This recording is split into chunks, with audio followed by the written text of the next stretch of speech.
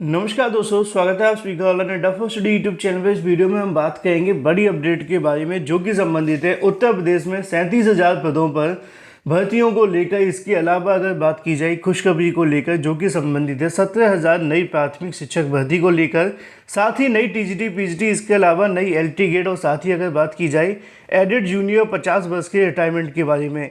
जैसा कि दोस्तों आप सभी जानते हैं कि हाल ही में उत्तर प्रदेश में नई सरकार का गठन हुआ है और नई सरकार के साथ ही अब नई नई भर्तियों को लेकर जो शुरुआत है वो आपको देखने के लिए मिलेगी।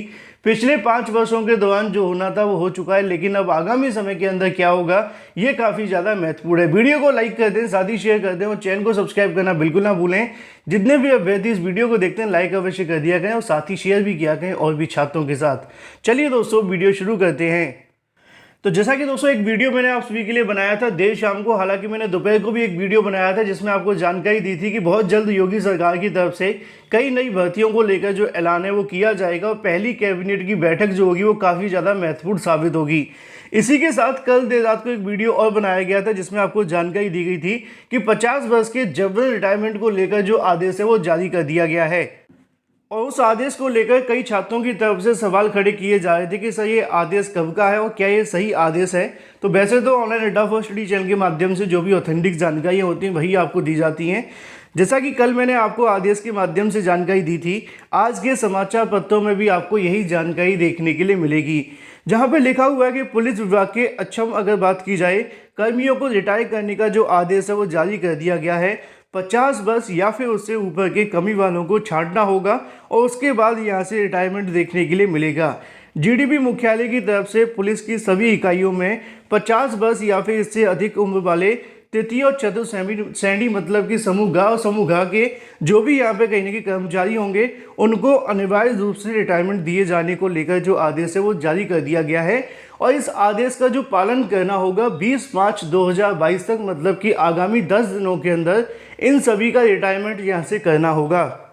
और ये कोई पहली बार नहीं है, इससे पहले हमने पिछले 5 सालों के अंदर कई बार ऐसे आदेश भी देखे थे और कई बार सरकार की तरफ से इसके बारे में जानकारी भी दी गई थी कि वो आगामी समय के अंदर 50 वर्ष या फिर इससे अधिक उम्र वाले लोगों को, कर्मचारियों को अनिवार्य रूप से रिटायरमेंट देंगे।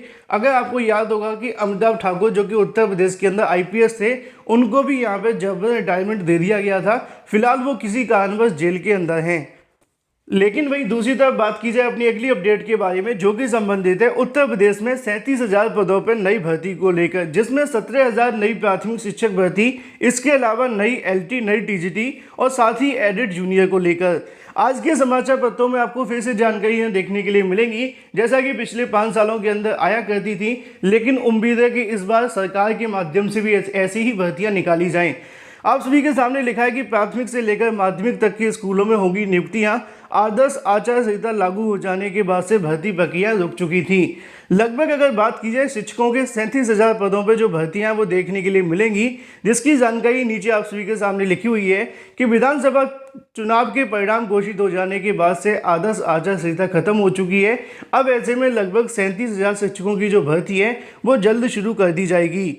लेकिन 37,000 पदों में से कौन कौन सी भर्तियां होंगी इसके बारे में नीचे जानकारी लिखी हुई है कि बेसिक शिक्षा परिषद के प्राथमिक स्कूलों में 17,000 सहायक अध्यापकों की जो भर्ती है वो देखने के लिए मिलेगी।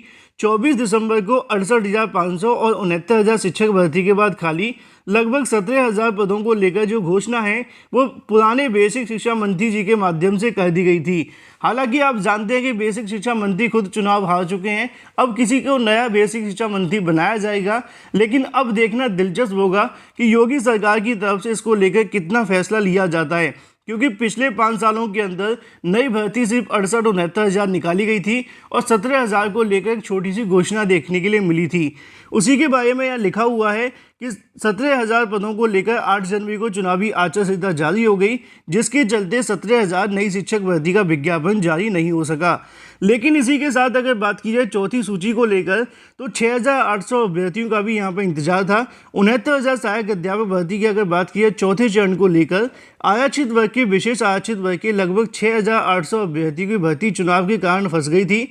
बेसिक शिक्षा परिषद सचिव प्रताप सिंह वकील ने 5 जनवरी को चौथी सूची भी जारी कर दी, लेकिन बाद में मामला न्यायालय में चला गया और न्यायालय में जाकर हाईकोर्ट की तरफ से सरकार से ये पूछा गया कि आप इन पदों पर कैसे भर्ती करेंगे, क्या एक पद के सापेक्ष 2 को नौकरी देंगे, एक पद के सापेक्ष 2 को वेतन देंगे, और भी तमाम अलग अलग सवाल देखने के लिए मिले। लेकिन इन सवालों के जवाब उस समय महाधिवक्ता के पास नहीं थे, जिसके चलते कहीं ना कहीं भर्ती पूरे तरीके से रुक गई। अब ऐसे में नई सरकार बन चुकी है, देखना दिलचस्प होगा कि सरकार की तरफ से 6800 को लेकर क्या जवाब दिया जाता है। और ऐसे में अगर कोर्ट इस जवाब से संतुष्ट हो जाती है तो बड़ी आसानी से 6800 का भी रास्ता साफ हो जाएगा। तो पहली 17,000, इसके अलावा 6,000। तो वहीं दूसरी तरफ बात की जाए 1894 भर्ती को लेकर एडेड जूनियर शिक्षक भर्ती का भी जो रास्ता है वो साफ हो चुका है। प्रदेश के सहायता प्राप्त हाईस्कूल विद्यालयों के अंदर अगर बात की जाए 1504 पदों पर सहायक अध्यापक और 390 पदों पर प्रधान अध्यापक की जो भर्ती है उसका परिणाम 17 तारीख को जारी कर दिया गया था और 15 नवंबर को आप सभी को आगे की कार्रवाई देखने के लिए मिली।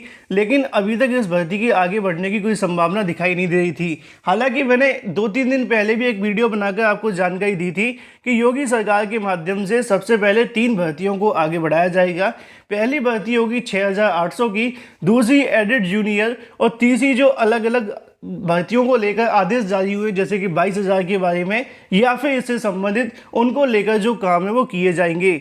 लेकिन ऐसे में आप सभी के मन में सवाल आ सकता है कि नई प्राथमिक शिक्षक भर्ती का विज्ञापन क्या 17,000 पदों पर ही जारी होगा, क्योंकि छात्रों की तरफ से मांग 97,000 शिक्षक भर्ती की जा रही थी।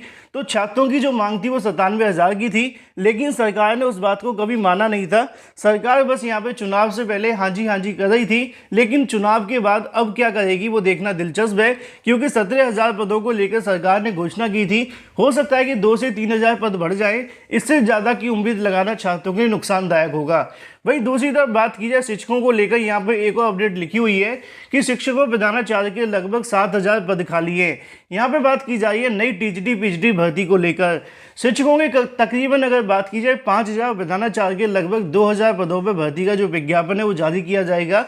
उत्तर प्रदेश माध्यमिक शिक्षा सेवा चयन बोर्ड ने दिसंबर में रिक्त पदों की सूचना ऑनलाइन मांगी गई थी, जिसमें टीजीटी के और पीजीटी के लगभग 5,000 पद थे, और इसके अलावा प्रधानाचार्य की बात की जाए तो 2,000 के समथिंग जो पद हैं वो खाली हैं।